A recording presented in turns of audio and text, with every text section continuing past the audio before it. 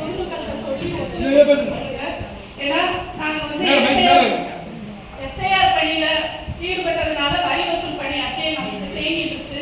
நம்மளே லாஸ்ட் 145 நகராட்சியில நம்மளே லாஸ்டா இருக்கோம். 52% தான் வசூல் பண்ணியிருக்கோம்.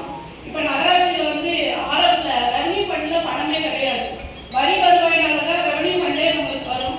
அதில் வந்து நம்ம நகராட்சிக்கு அடிப்படை வசதி செய்து கொடுக்கணும், பணியாளர் சம்பளம் கொடுக்கணும், கரண்ட் பில் கட்டணும், ரோடு டிரைனேஜ் எல்லாத்துக்குமே நம்ம நகராட்சி பங்கு தொகையை இது மானிய வர்றதுக்கு நகராட்சி பங்கு தொகையை நம்ம செலுத்துறோம். அதே மாதிரி ஜெனரல் ஃபண்ட்ல road, light, drainage, water supply எல்லாத்துக்குமே ஜெனரல் ஃபண்ட்ல வந்து நம்ம கான்ட்ரிபியூஷன் பண்ணணும். ஆனா நகராட்சி வரி செலுத்துறதுக்கு வந்து பொதுமக்கள் வந்து ரொம்ப வருத்தப்படுறாங்க. நாங்க வந்து எங்க பணியாளர் வந்து எல்லாருமே டிரான்ஸ்பர் ஆனவங்களுக்கு பதிலா பணியாளரை போடல. அலுவலகத்தில் நிறைய பணி வந்து தேக்கமானதுக்கு காரணம் வந்து டிரான்ஸ்பர் போட்ட பணிக்கு மாற்று பணி பதிலாலே போடாம நகராட்சி வந்து ரொம்ப திணறிட்டு இருக்கும். இதனால வரி வசூல் பணிக்கு ஈடுபடுத்தப்பட்ட டிபிசி ஒர்க்கர் இருக்கிற பணியாளரை வச்சு நம்ம வசூல் பண்ணிருக்கோம். அதனால தயவு செஞ்சு அனைத்து வார்டு உறுப்பினரும் நம்ம நகராட்சிக்கு நிதியை வந்து பெருக்கணும்.